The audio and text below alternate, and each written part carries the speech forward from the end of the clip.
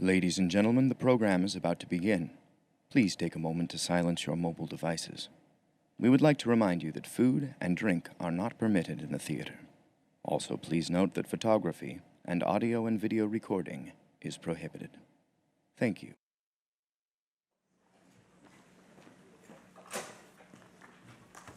Good evening, everyone. I'm Tom Kulaga, Executive Creative Director of the New York Times live conversation series, TimesTalks. I'm delighted to welcome you to the TimesCenter for our first ever TimesTalks Breaking News event. Last Thursday, following a 22-month investigation, the findings of Special Counsel Robert S. Mueller III were made public with redactions in a 448-page, 2-volume document. Tonight, we're thrilled to present 4 New York Times journalists to offer insights on the Mueller report, what it all means, and what comes next. Joining us are New York Times Washington Bureau Chief Elisabeth Bumiller, Washington investigative correspondent Mark Mazzetti, and Washington correspondent Michael Schmidt. Mark and Mike were members of the New York Times team that won the Pulitzer Prize in 2018 for national reporting for coverage of Russian interference in the 2016 presidential election and its connections to the Trump campaign, coverage that Elisabeth helped oversee. Moderating tonight's event is Katie Benner, who covers the Justice Department for the New York Times. Katie was also part of a New York Times team that won a Pulitzer Prize in 2018 for public service for reporting on workplace sexual harassment issues. Among her teammates who shared that honor was Michael Schmidt. It's a rare privilege to hear live and in person from these 4 award-winning journalists working to get at the truth of this critically important story. Please join me in welcoming to the stage Elisabeth Bumiller, Katie Benner, Mark Mazzetti, and Michael Schmidt.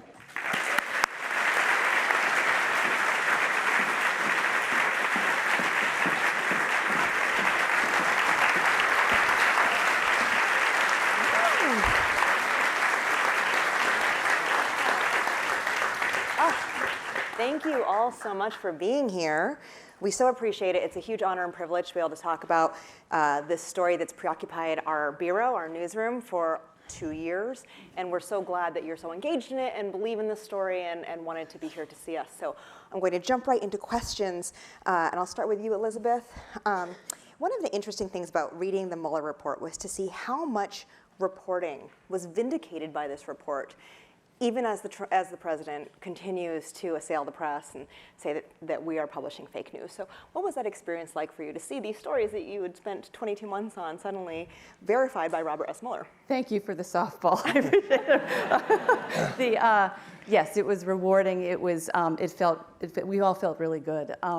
Trump, as you know, denied most of our stories. Going January 2018, we had that great story about how he had ordered McGahn to fire Don McGahn, the White House counsel, to fire Mueller.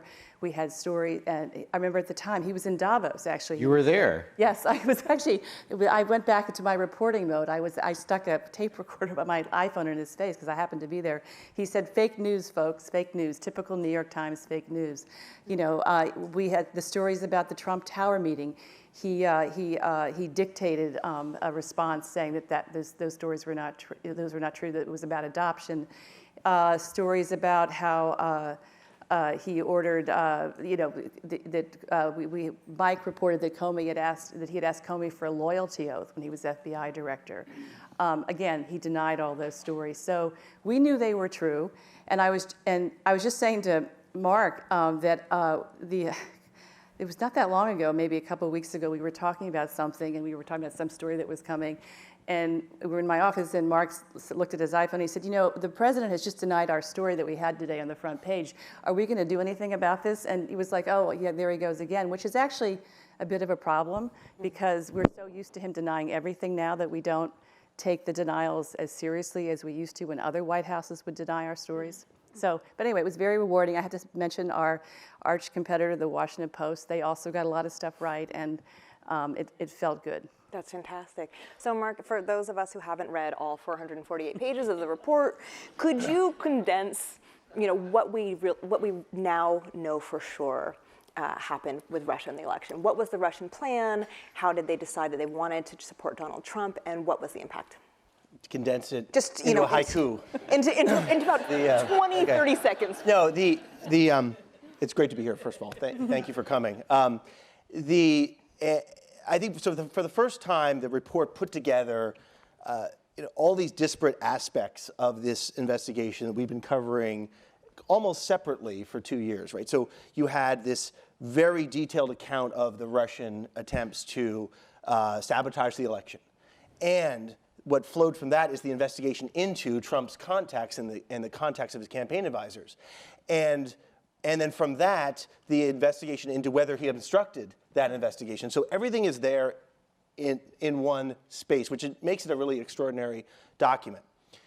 To me, I think that although it's not explicit in the document, in the report, it really shows when the Russians decided to go all in on this. This election interference, that there were some early scouting efforts in 2014 and 2015, and clearly the Russian plan was to disrupt or try to disrupt the election regardless of who the candidate was. But it's very clear that when by March 2016, think about what had happened. There had been 19 Republican candidates. Only one of them actually liked Russia and said we should have better relations. That was Trump. And like a gift from the gods, Trump becomes the candidate against Hillary Clinton.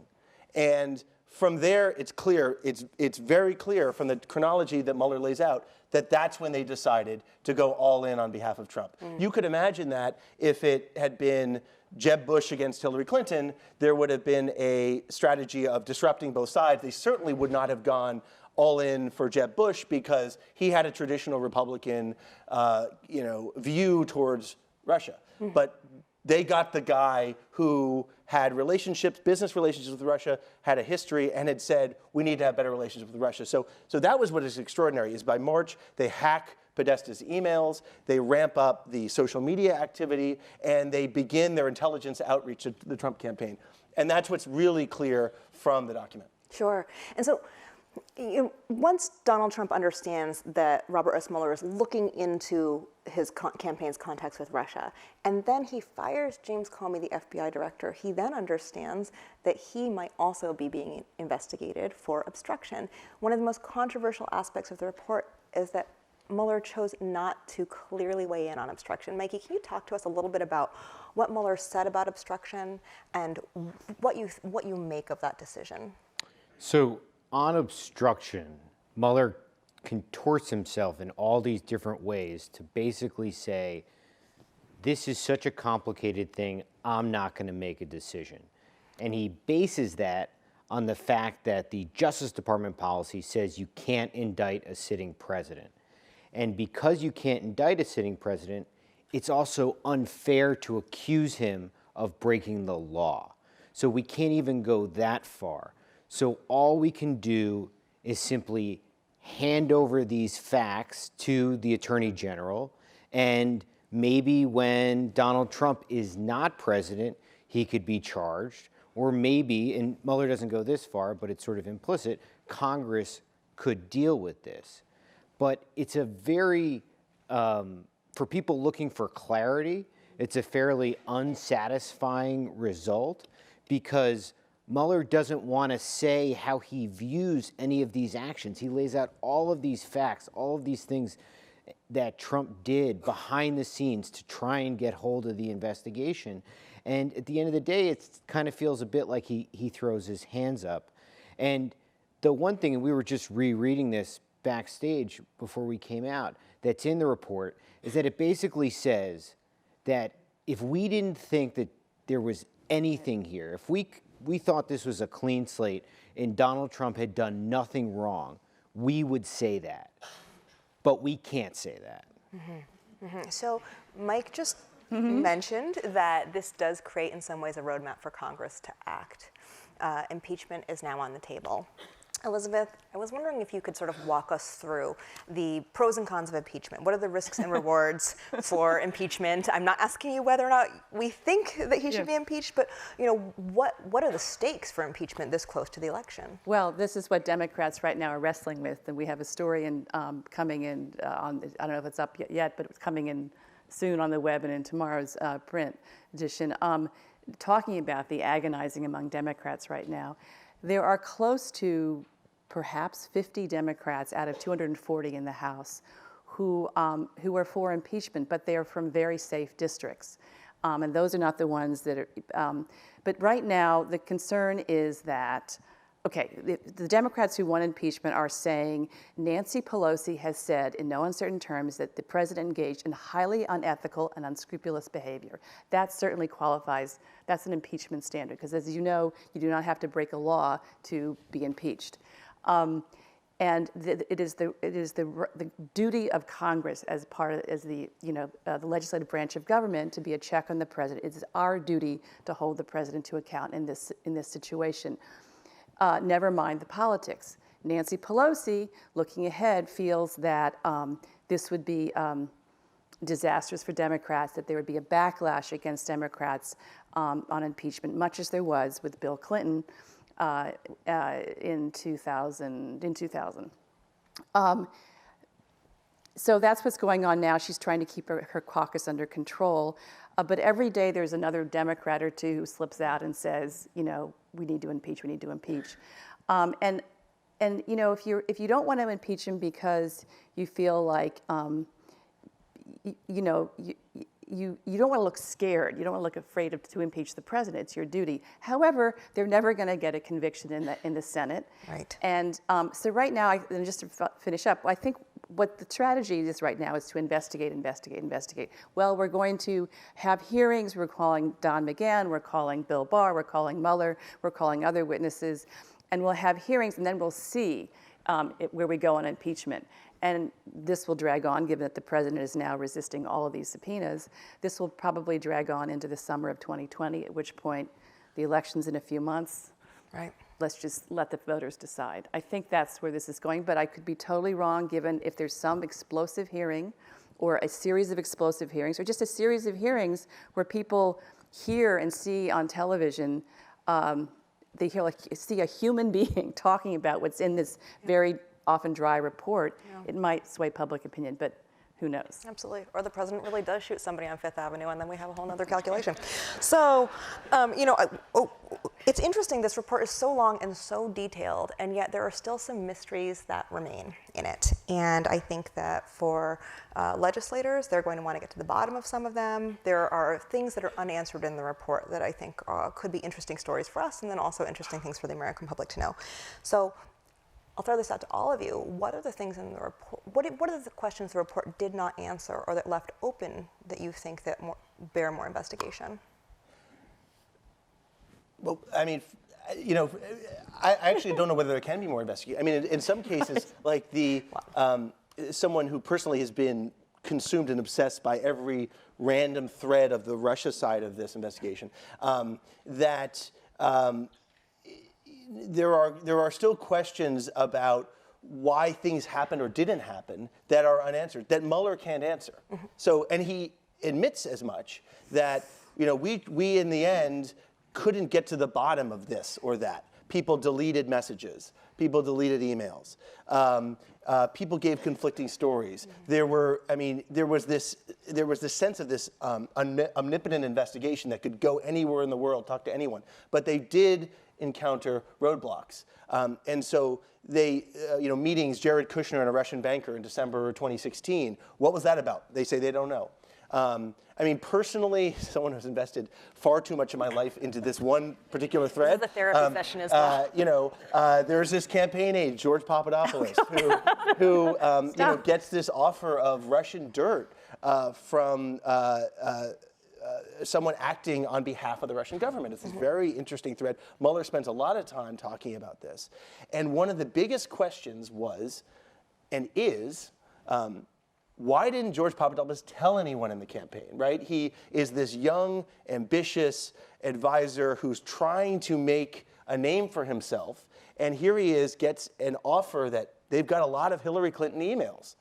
And this might help the Trump campaign. And at the end of the day, and this is what triggers the investigation, because he gets drunk and tells a Australian ambassador about it, and that's what launches the FBI investigation. But at the end of the day, he doesn't tell anyone in the Trump campaign, it appears.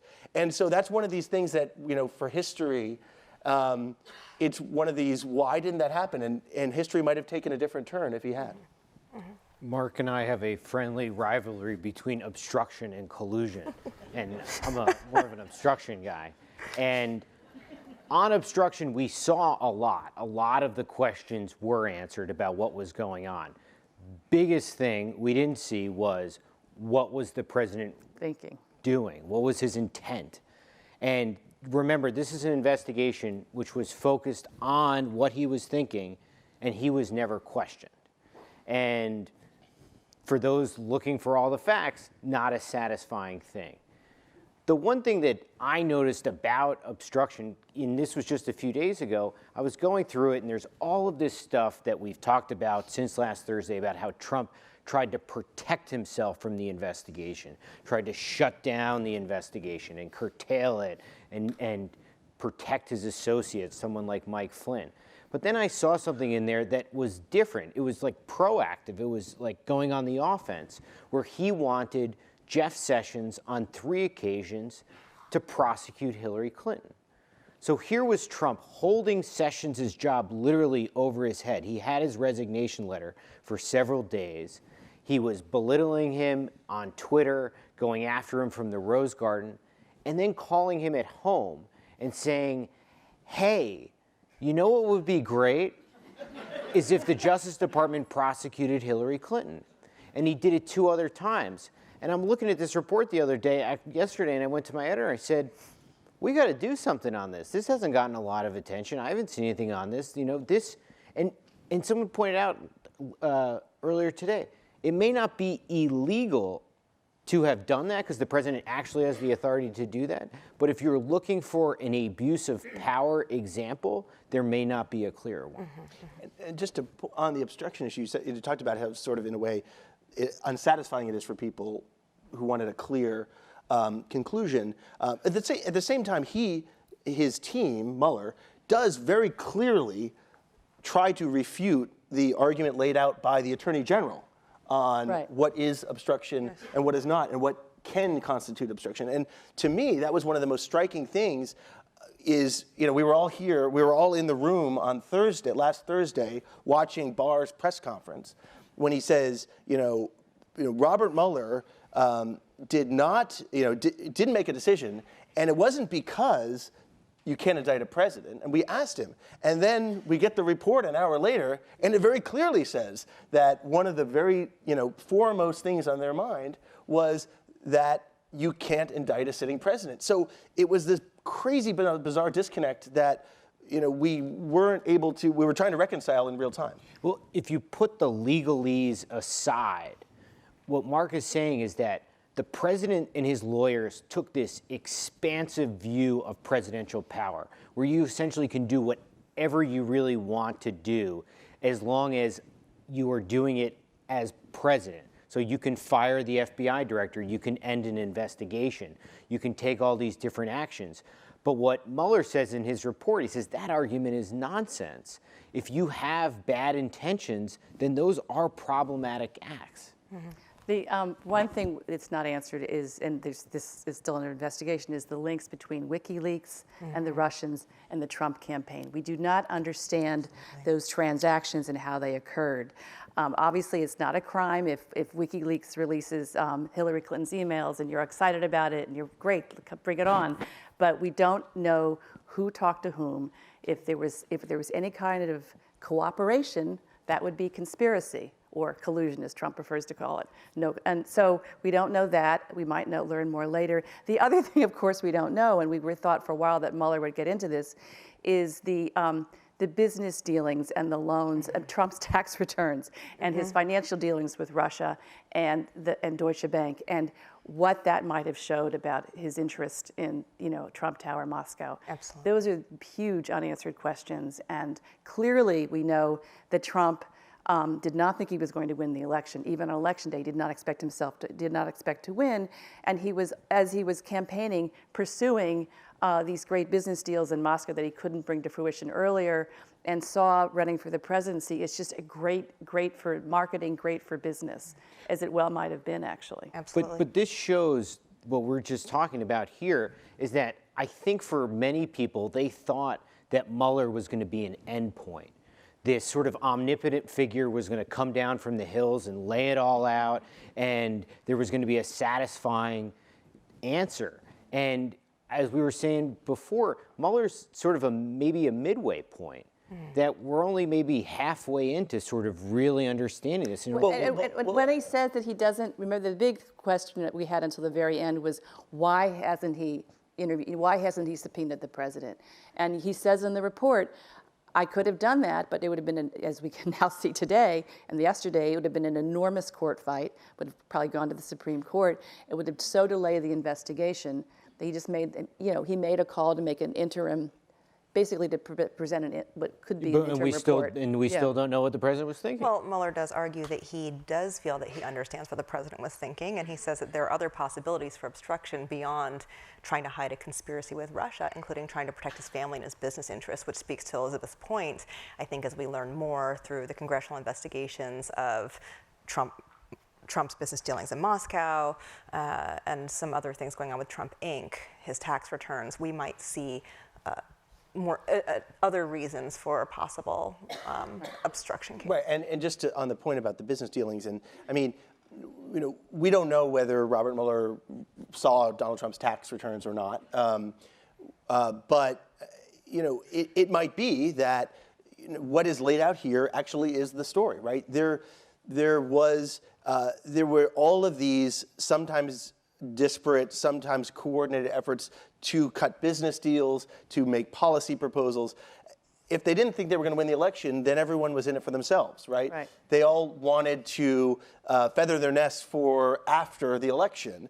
And that kind of comes clear in Mueller, right? Everyone was pursuing the Trump Tower. There was the Trump Tower in Moscow. There were other business arrangements. And, at the end of the day, that may be the story, as messy as it is, and it doesn't, add up to a neat, conspiracy, as Mueller, clearly didn't find. And I think one of the difficulties throughout this whole thing was to, rein ourselves in to not try to put the pieces together into a neat conspiracy, which we would then regret having written, right? Because a lot of it looked so suspicious, right. And if you squinted a little, it looked like it all fit, but it didn't. There was things that were problematic, and that's what held us back, I think. And a lot of other journalists, it held them back, and I think that's a good thing.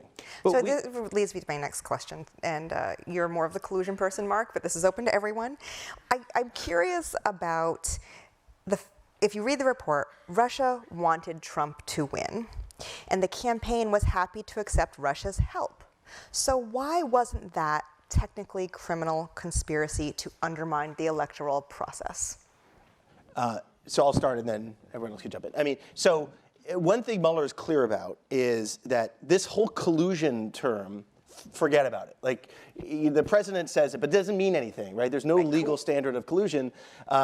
And so they basically say on page 3 of the report, we don't know what collusion is, so we don't care. We have to worry about crimes and what is actually criminal. And they basically say, boiling it down, is that the two sides have to get together and conspire to break the law. They have to conspire to break into someone's email account, break into a server, violate election law. That there has to be, both sides engaging in it in an active way, and not just one side knowing that the other is doing it and benefiting from it. So as you said, Katie, that it's very clear, and Mueller makes it clear in the report, that the Trump campaign knew they were benefiting from the Russian operation, but that doesn't make a conspiracy. Got it. Okay. Did anybody else want to? He did. Great. We don't. See, this is why he's the collusion guy. Right. So, I want to take a step back away from the report for just a second. These are some questions that we got from before we came on stage. I'm curious about media accountability in all of this, right? Two aspects of it. One, what is the role of media in a story like this when so much of it directly impacts the future of our president? And then two, what about accountability? Because as Mark mentioned, in some ways reporters were constrained and in some ways they were not, and we got a couple of things wrong. And so what do we do about that too? I'm not sure who wants to take either of those questions. That's Which an one do you editor wanna take question. first? Yeah, well, I feel, okay. So well, what is the exact question is? So what, we'll start with let's start with the role of media. When we're working on a story this sensitive, that has direct bearing on whether or not Donald Trump will remain the president of the United States, what is the role of media? Does the media become the resistance? Does it get co-opted? Does the, what are we to expect of reporters in this era? We get this question a lot, as you know, and we always say we are not the resistance. We're not going to war. We're going to work, to quote Marty Barron of the Washington Post. So our job is to hold power to account, to report and reveal as much as possible about what is going on in the administration. We're aggressive, we're tough, but you will notice in every single story, we give the White House a chance to respond. They often don't, but we give them a chance. And our role is not, our role is not to get Trump out of office. Our role, as it has always been, is to tell the public, to tell our readers what is going on at the White House, where this investigation was going. Much of what our reporting was, as Mark said, was piecemeal. We would do episodic stories about this. We would uncover something we knew of it. Somebody had said something to one of the Mueller investigators.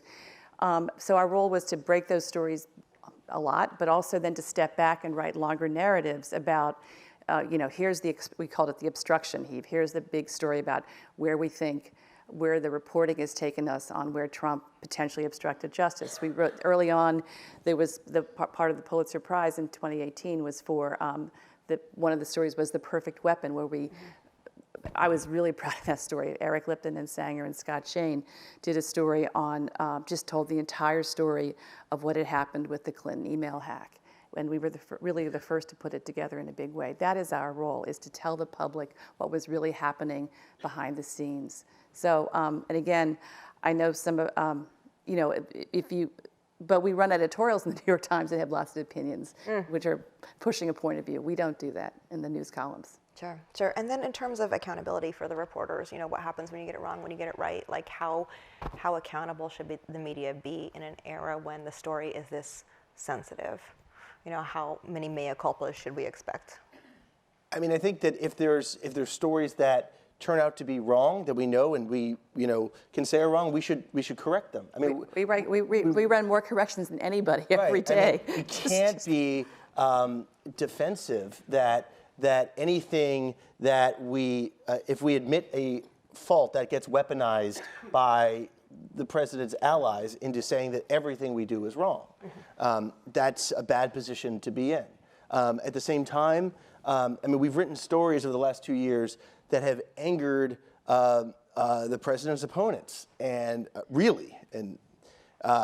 Mike's written a couple of them, and maybe you want to talk to Mike about it. But talk about the Clinton emails. I mean, like it's and it just shows we get hate mail. I mean, for like a story about the messages, the investigation into the 2 FBI agents in running the Russia investigation. That was in the New York Times. This gets glossed over by the president and his allies, and yet he's used that story for his own purposes. But that was our story. Can I just mention the story about Rod Rosenstein wanting to invoke the 25th Amendment and to remove Trump from office, and also in the same story that he suggested wearing a wire to record the president.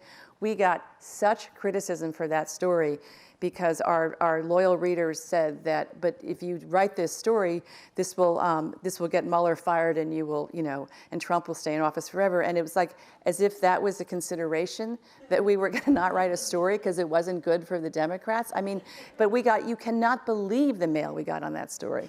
And also, if you read the report, it's an open question as to whether or not Robert Rosenstein was good for the Democrats anyway, because he knew everything that was happening in real time and still went out and talked about how great Trump was. So, let's see. If Robert Mueller works on this report for 22 months, comes out with these findings, Donald Trump remains president, even wins again, has Mueller failed? Ooh, whoa, whoa, whoa. I'll retract that last statement. No. You know, was the Mueller investigation, was the special counsel investigation a failure? I'm pretty sure Bob Mueller would say that was not what his job was. I'm pretty sure we would say that's not what our job is. I do think Mueller's in an interesting situation.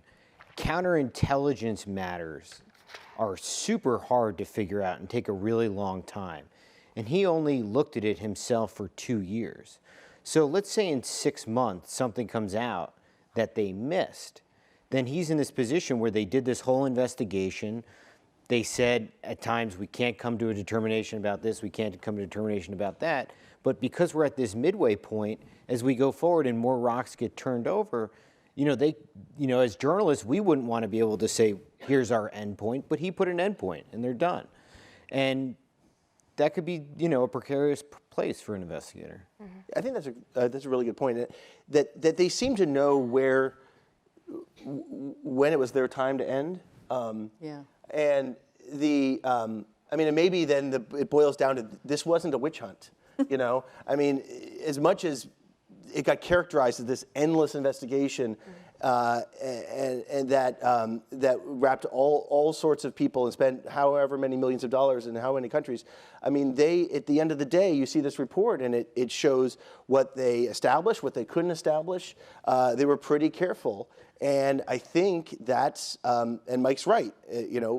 They aren't saying this is the definitive word for the end of time. Plus, there's like 14 spin-offs of investigations that are ongoing, some of which we know about, some of which we don't. Absolutely. So in a few minutes, there are microphones, and so I will start taking audience questions in a couple minutes. I'll say it once, I'll say it again. Questions have a question mark at the end. If there's a long rant you want to go on about how much you hate Nancy Pelosi or Donald Trump, we'll talk to you about that after. But for the question period, all questions. Before we go there, I'm going to ask one more question here. Trump's response to the report has changed a lot over the last month. So initially, he came out and publicly said, this is a complete exoneration, no obstruction, no collusion. We've seen it. Then he sort of fell silent, and now he has his lawyer, Rudy Giuliani, on television criticizing the people who were interviewed by Robert Mueller and saying that they possibly weren't telling the truth. So what do we make of this massive shift in Donald Trump's response to the report? That's really, we also have a story in that tomorrow by Peter Baker called, does he see himself as a victor or a victim?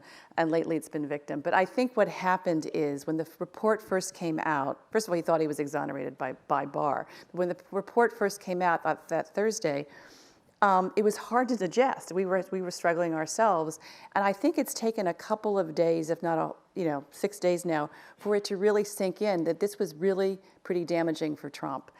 In the midst of all that legalese and that sort of nuanced language, it's not good for Trump. And I think he is reacting to what he's hearing on television. I do not think he read the report. I think, sorry. So I think he's reacting to, all the shows he says he doesn't watch, like Morning Joe and, CNN and stuff. And I think that's what's happening. And he's also obviously seeing that this sort of, again, this murmur, this beginning, this move toward impeachment, however modest it is right now. And I think he's feeling extremely threatened. So his instinct, as we know, is to lash out and to criticize. But that's where they are. But that's the tension of the question of Trump. Was he a genius to initially come out and say I was fully exonerated when there was a media vacuum and no report out and just a declination from Barr?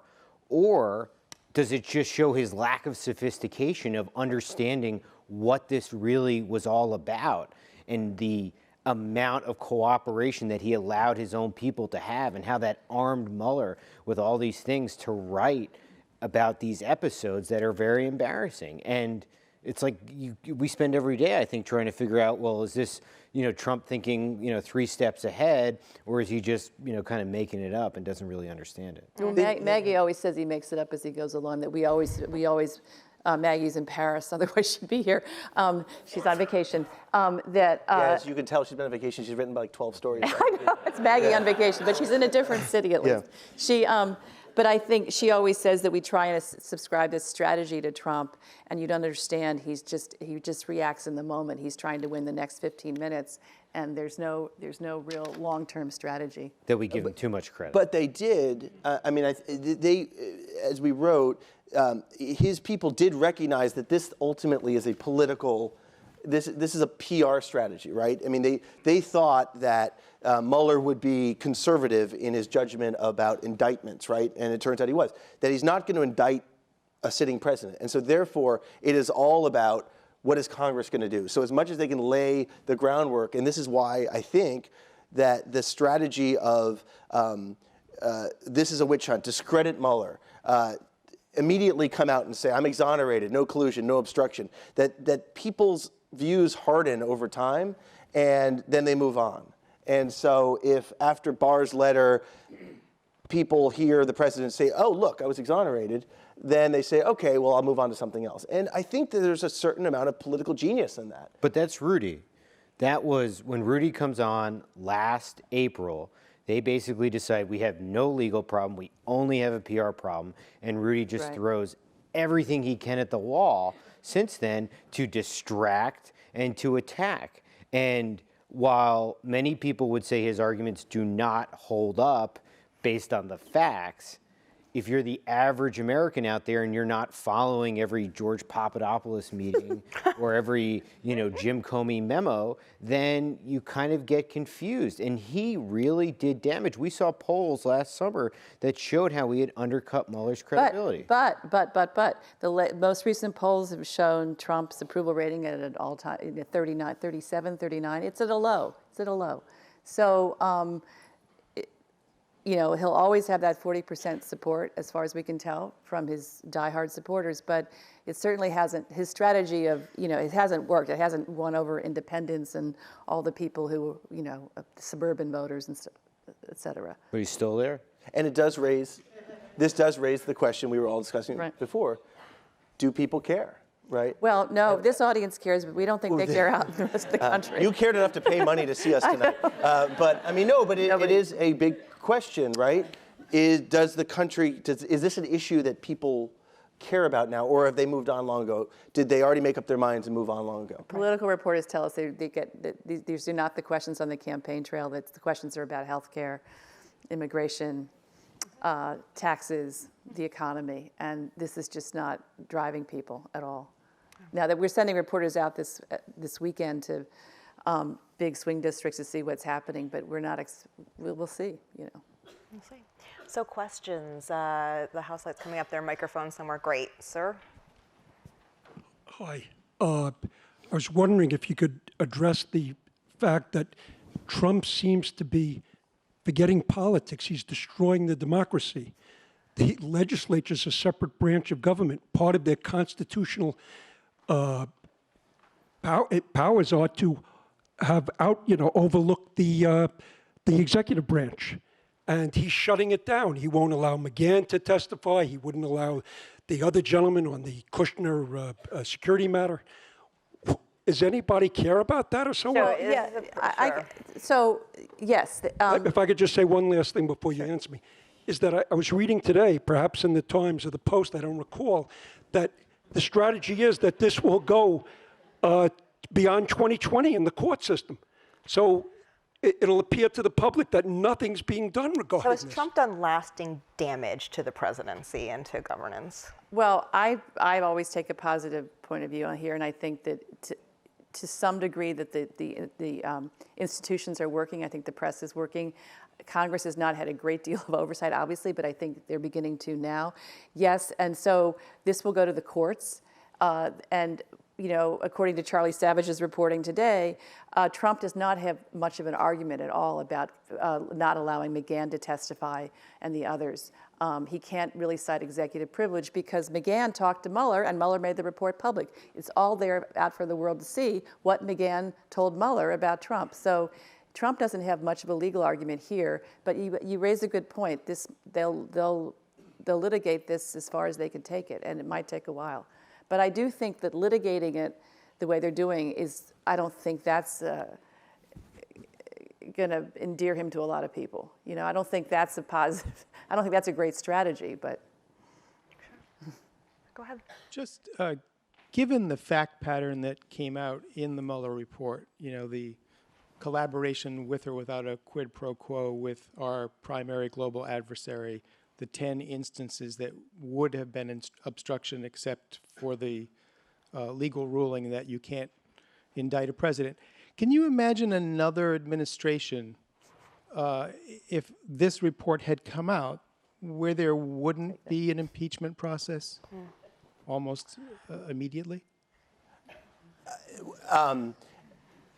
I think that, after a 2.5 years, there probably is a numbness to the chaos, to the daily outrages from a lot of people that would not have been countenanced in other administrations. I think the question of timing is interesting. That if this were 2 years earlier. Now, if this were 2 years earlier and the political dynamics were different, it was the House in Democratic hands, the Democrats might see a greater more of an upside in going ahead with an impeachment. I kind of look at it like they see the Trump presidency as like a prison term, right? Where if you are at the beginning of a prison term, you're like, I can never make it. I got to bust out of here, and so I got to move to impeachment because I can't handle this. Whereas now they're looking, they're like, oh, I'm out in a year and a half, and I don't have to bust out. I'm just gonna mark the time on the wall, and it's kind of how they see it, I think. Now, and because of that, it's because everything that they see is like they just have to make sure he doesn't get reelected. I think Pelosi is very clear that if there is something, an act they take like impeachment that has no end result, they can't get rid of him, that might help him get reelected, don't do it. They're very focused. Sure, go ahead, sir. Hi. First, I want to thank the four of you for the hard work you've done over the past 22 months.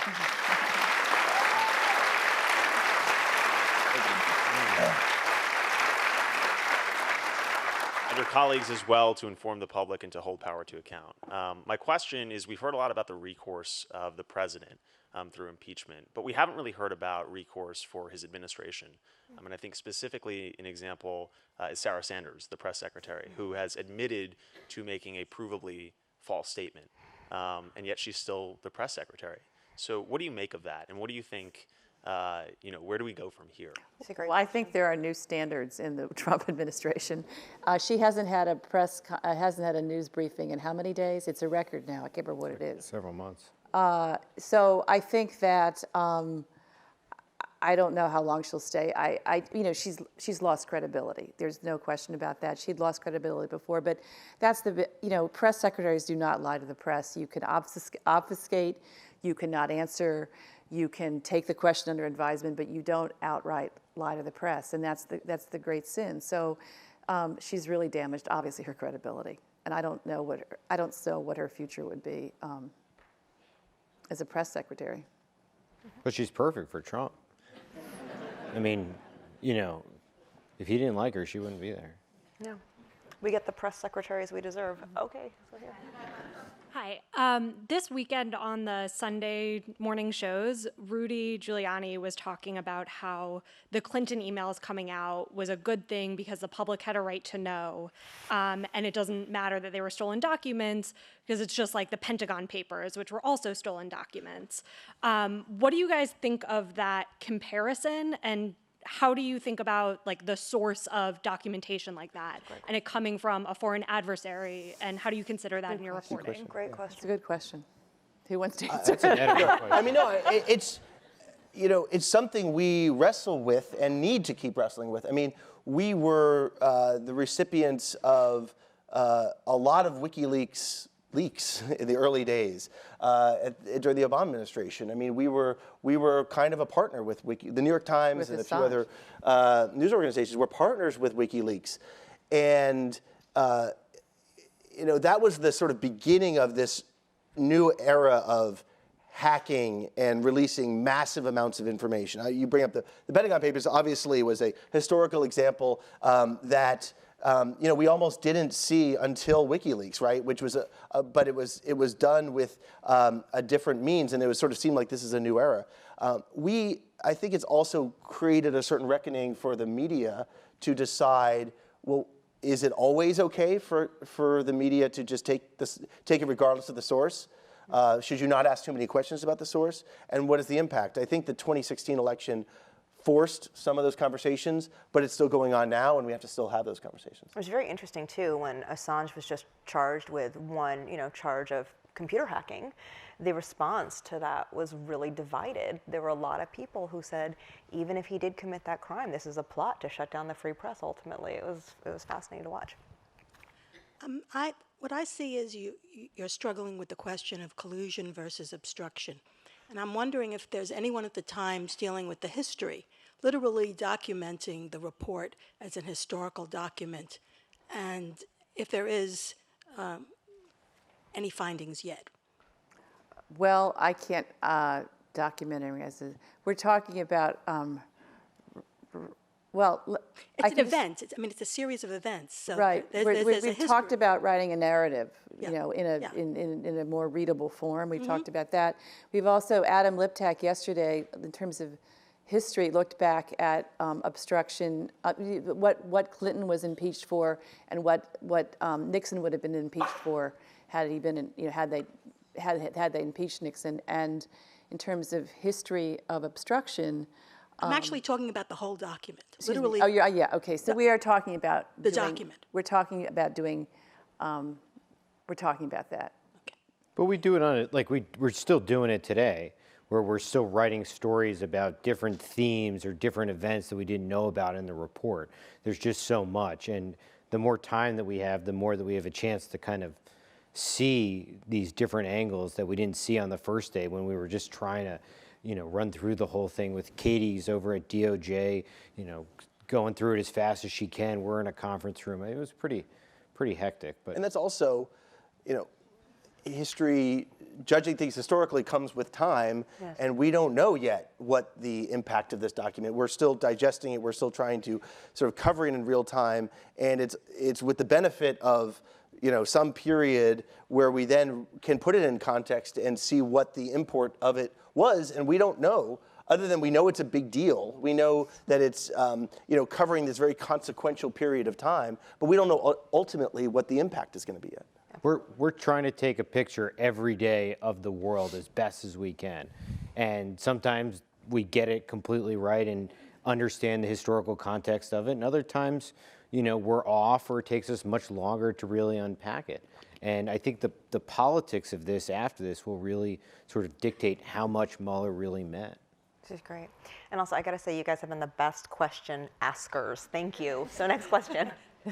That's a hard bar. I too want to thank you for your excellent reporting and the fact that you're having this conference now, just mere days after this report was released. But my question is, what we don't see, what's blanked out, what's redacted, and are you analyzing that, and do you have any inferences? I know, again, not a lot of time to think this through, but is there anything you can glean from what we can't see that might be indicative of further investigation or other things? People talk about the NRA, all this stuff that's floating around that we want to know about. Is there something in those blanked out passages? I can answer, and then you guys got to fill in. But I think it says, harmful to ongoing investigation. So I think there's a lot blanked out about WikiLeaks. We know that. That's pretty obvious. And so that's the main thing that we're aware of, and that's being investigated in Virginia. And What else, guys? There's a lot of Roger Stone's Right. going to go on trial later this year, and it's as clear as day, the Roger Stone parts that are blacked out. So in that case, we sort of already know a lot about Roger Stone. It would probably obviously be more helpful to know what's there, but you can kind of sort of figure it out when you look at it. What about in collusion? Well, I mean, some might laugh on the stage, but again, another one of my personal obsessions. I mean, there's other aspects of the quote conspiracy case that if you put things together before and after blacked out sections, you think you can glean what it might be about. I mean, we wrote some stuff last year about efforts by not only Russia but other countries to gain access to the Trump campaign, Middle Eastern countries, Saudi Arabia, the United Arab Emirates, and I mean there are aspects of that appear to be ongoing because of the redactions stating that, and we don't know where, we don't know the scope of the investigations. Is something to still consider. I mean, for me, it was the first time I'd actually read a document, the redacted document that actually told you why it was being redacted, and like the sort of four different. Normally, it's just black, and so that was mildly helpful. Yeah, you know what I am curious. What for you were the big surprises from the report? Either something that really shocked you because it was so outrageous, or something that was just incredibly strange. I think there were a couple of moments like that. You know, where there's something that really stuck out as an "I cannot believe this happened" moment. I have two things. One is just how systematic and extensive the Russian interference was. I mean, we were aware of it, but just to have it said like that, and just the laying out all of those contacts between Trump people and Russia. The other thing, of course, was most of it in that report we had reported, except for that fabulous quote from the president about how he felt after he found out that Mueller had been appointed. That would have been good to have had. Yeah. So would we have run it? We would not have run it, but the fact that it was in the Mueller report, we got a dispensation to use it. Right. But I think before it came out, we sort of knew this, but it's crystal clear from the report, is that the President of the United States is not very good at actually obstructing justice. Right. That he doesn't know how to pull the levers to really interfere, and that his own people do not listen to him when he says things. Or when Michael Cohen is supposed to reach out to one of Putin's aides and he gets the email address wrong, and that's the only reason why he doesn't make contact. I mean, the incompetence argument, has a lot of weight. Right. It's not a joke. It's not a joke. I guess for me, there's a lot of things, but personally, I thought was surprising was the extent that Trump sends people out to go get Hillary Clinton's emails, right? So it's out there that there may be 30,000 missing or deleted emails. And it shows, the Mueller report shows that there was this concerted effort to go find them. There was this, and that was one thing that, in the early days, we were, the Wall Street Journal had a great story about one of these efforts, and we were thought, this was a great story, we wish we had it, but we didn't know how much attention to pay to it because we were doing a lot of other things. It turns out that was a real effort. This guy, Peter Smith, was sent to go find them. Rick Gates, one of the advisors, talked about they had a whole strategy in place to deal with WikiLeaks, to deal with Hillary's emails. So that really was driven home by the Mueller report. But on the getting of the emails, it's sort of similar to a lot of things you see on obstruction and on collusion, that they only got so far. Mm-hmm. They constantly were running up to the line, and either for incompetence reasons or other ones, they didn't bust through it. And it makes you wonder whether they knew where the line was or what really happened. And here's an interesting question, and then this is really, it's been speculated upon, right? What if the Russians had just come out very clearly and to the Trump campaign said, hey, we're with Russian intelligence, we're here to help, let's work together. It's almost like Russia was more cognizant of the rules and the Trump campaign. You're right. If they just were more explicit about it, would that have changed things? And would they have then done, oh, yeah, okay, let's do that. So again, we'll never know, and it didn't happen, but it does raise a question where we're both sides talking past each other this whole time. Hey, okay, that's the next question. So first of all, I just wanted to thank you for your fantastic journalism over the past couple of years. So I was reading a piece on about Bernie Sanders the other day, about his views on priorities of Congress. And my question is, do you think Congress is focusing too much on Trump or House Democrats, and that they should be focusing on a more bipartisan effort for things like healthcare and climate change?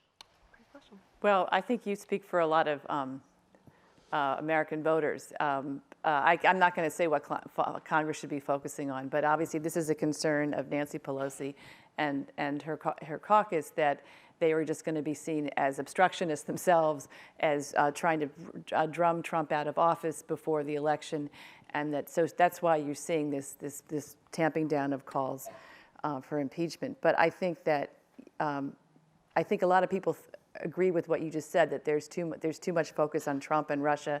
It's past us. Let's move on, and let's talk about improving health care. And I agree with.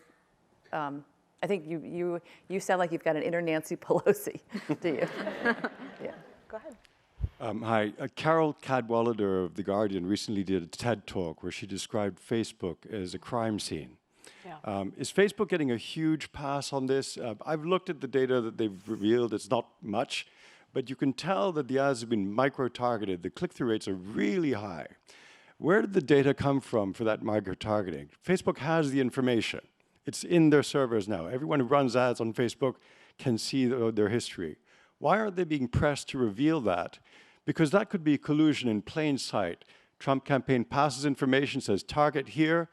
The ads get shown back in the US, micro-target. Why isn't that line of questioning being pursued at all? Katie Bennett question. I used to cover Silicon Valley, and I do think that Facebook cooperated extensively with the special counsel. And I don't think we can say that there are no consequences for Facebook, and I don't think we can say that there won't be further investigations of Facebook. And I also think that the biggest consequence of for Facebook, because they really don't care about moral questions, they care about consumer questions. So if you're still logging onto Facebook, sir, you are helping them stay in business. And so I think what they're counting on is that consumers will stand by them, even if they are investigated, even if Congress investigates them, even if there is a Justice Department, because there are multiple Justice Department investigations of them ongoing. We've reported it in multiple jurisdictions in California and in New York. And I think they're counting on this idea that even if there is some indictment against them, that people will still log on to share their photos. But I guess that's too indirect. My question is for the press. Why aren't you pressing? Because the information is there. We are. We are. Oh. We are. I mean, we covered the, a lot. The Cambridge Analytica story we broke. Huge series. It was a finalist for a Pulitzer Prize this year. The Times was finalist for its Facebook coverage for a Pulitzer. Yeah. Okay. Yeah. Thank you. Go ahead. Hi, I've got 3 parts to this.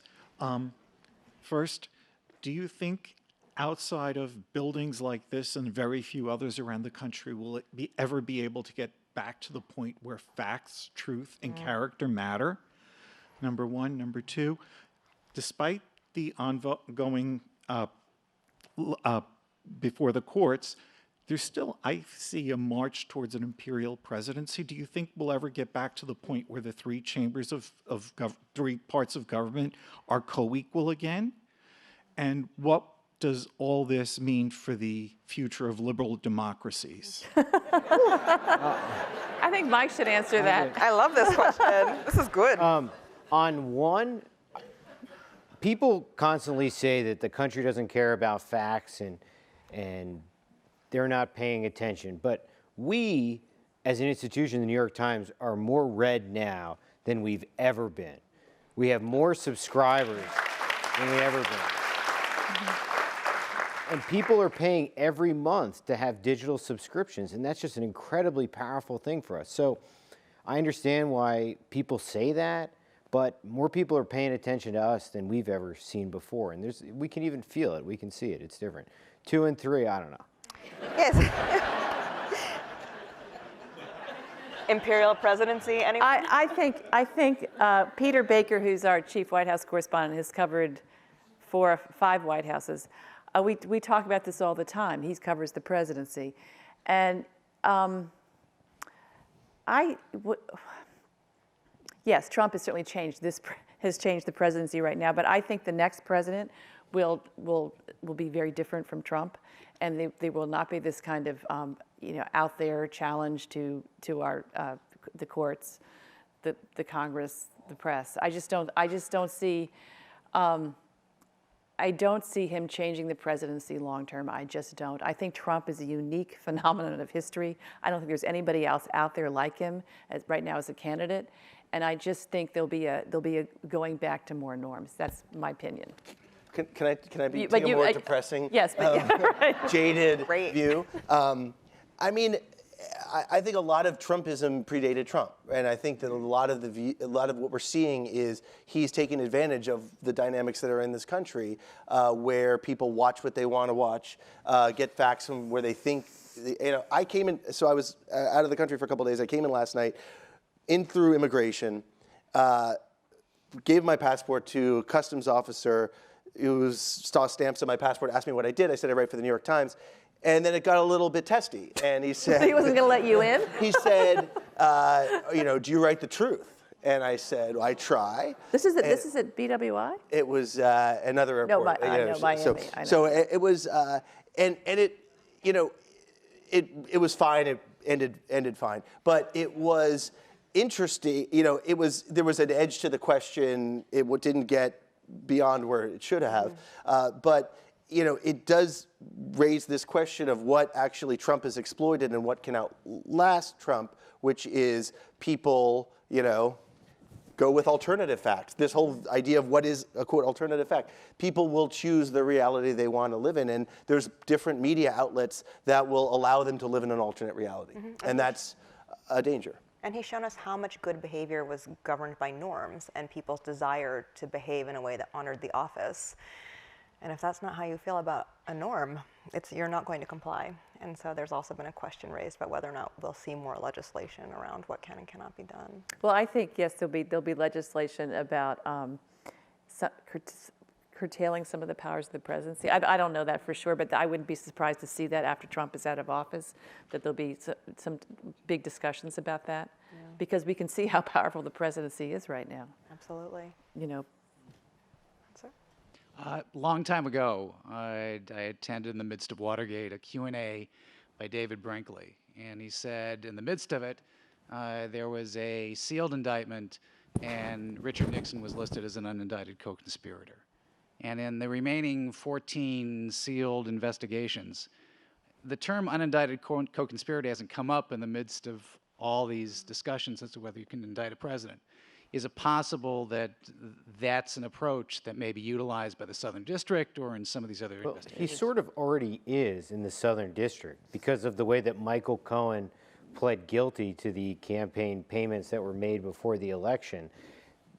They didn't name the president explicitly as that, but by Cohen acknowledging that he was doing it at the direction of Trump and that he is going to prison for 3 years for that, that roped Trump in on that criminality where if Trump wins in 2000, he'll get beyond the statute of limitations, but if he loses, he could be indicted. Mm-hmm. And in sort of a Mueller mindset where we've been for the past 6 weeks, people forget about that. But his biggest problem could be a loss in 2020 and an indictment downtown. So for questions, it'll just be these last three. Okay, go ahead, sir. Well, I'm extremely worried about the 2020 election. I don't see any reason why this wouldn't happen again. Giuliani on Sunday basically invited the Russians in. What do you see as your role in investigating what may be fake news and what may be more Russian collusion, or whatever term you want to use, that they are impacting our election once again? Well, we have a story online today and going tomorrow in the print that about the alarms that were raised. I mean, we do stories. We write stories about what we find out. There's a good line of reporting now. Kirstjen Nielsen raised a lot of alarms at the White House about the Russians interfering again. They were, and in different ways this time. They're going out for 2020. We reported the president didn't want to hear about it. Mick Mulvaney said, don't bring this up in front of the president. So there are a lot of lines of reporting that we're going to be pursuing. That's our role is to find out what's happening. It's a hard story to crack, obviously, but we know a lot more than we did last time. Mm-hmm. Sure, go ahead. I actually have two questions. One is, do you foresee a point in time in the near future where Robert Mueller will sit down with one of you for an interview? No. And Mike? Mark? What's the next question? It's about Fox News. Sure. Do you think it's helpful or harmful for people like you, great journalists, to appear on Fox News? That's a good question. I think it's probably helpful because I think it's harder for people to hate up close. And when people see us and they get to know us, and I think it's good even when we go out and talk to groups just about who we are. We're out there to follow the facts. We're going to write about whomever. We don't care who wins. When we're out there saying that, I think that's really helpful. It could probably be a painful experience for us, but I don't think there's a ton of downside to it. I think running from it isn't great. I appeared on Fox News when I covered the Bush 43 White House. I took heat for it. I went on Chris Wallace's Sunday show. That's a real show. But I got criticized for legitimizing Fox News, but I was encouraged by our corporate communications people to go on, and I never felt like I was being ambushed or anything. I mean, the other shows are different, but not that Sunday show. Sure. And then the final question. Hi. I too would like to thank you for all your great work.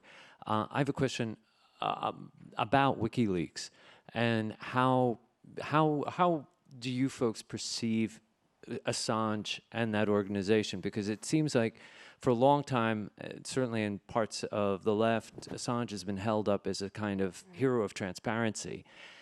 But certainly over this whole experience, it feels more and more like he is an extension of a sort of Russian or of a particular sort of authoritarian disinformation campaign. So do you see WikiLeaks and Assange as someone who was taking advantage of maybe some very taking advantage of information that was acquired in a dubious way, or is he someone who's kind of morphed into something that's more of someone who's more connected directly to certain authoritarian disinformation organizations? I mean, I think for me and for a lot of us, it's something we've had to wrestle with, and it's sort of changed over time. As I said earlier, the advent of WikiLeaks did raise this question of like, what if this was the future? There was an organization that believed in, quote, transparency, put out a large amount of information. I mean, isn't that what we do at the New York Times? We err on the side of transparency. But even early on, there were noticeable differences, right? I mean, we don't take massive amounts of information that we get and just dump it out for the world to analyze. We sift through it. We decide what we think is relevant. We put it in context. We think what is actually potentially damaging. Right. We had this bizarre experience at the end of the Obama administration when we got with WikiLeaks, these massive amount of cables, State Department cables, Chelsea Manning had stolen, and we found that we decided what was newsworthy, and we actually found ourselves redacting our own documents before we put them out because we found there were names of people who were informants to the government who would probably get killed in authoritarian countries if we put it out. WikiLeaks had no such concerns. So that's where it started to diverge, really. This is not journalism. And then, as you said, it became something, with at least Assange stranger and darker, that it became a question of is he a puppet for someone? And for me, when he, clearly after he was the recipient of the Hillary Clinton email, the DNC emails, and yet he continued to obfuscate and say, well, maybe it was Seth Rich, the DNC staffer who had been killed, smearing this person who had been killed when he knew it wasn't him. And that was really, for me, a huge change in my view of Assange. And so, but it's something that's really complicated for us to wrestle with. But as much as we talk about sort of that, how to deal with WikiLeaks and such, we won't know the answer until there's the next real dump, until there's a big pile of information sitting out there, and we have to make a decision about what to do with it. Because knowing that it's stolen. correct. Right. And to the question earlier about lessons learned for the next time, well, the press was very, very actively reporting on these emails that WikiLeaks had put out, John Podesta's emails. The New York Times was one of the organizations doing it. Will it be the same next time? We'll see. So final question for y'all, lightning round question. Donald Trump, Mueller makes clear, was obsessed with the investigation because primarily he worried that it was going to delegitimize his win as president. On a scale of 1 to 10, how responsible do you think the Russians are for Donald Trump being in the White House today? With 10 being most responsible for his win and 1 being least. Can I just, we're never going to know how much the Russians, whether or not the Russians elected Trump. We will never actually know because we will not know how many minds were persuaded in those 3 states where Trump won by 80,000 votes. We will never know. What I always say is that they certainly helped. We'll never know if they put him over the top. I agree with that. It would be hard to put on a scale, but I agree. And the Mueller report clearly drives home that the Russian campaign helped Donald Trump's electoral win. How much, we will never know. I think those are great answers. Well, thank you so much for joining us this evening. It's been wonderful to have you here. And thank you again to Michael, Mark, and Elisabeth.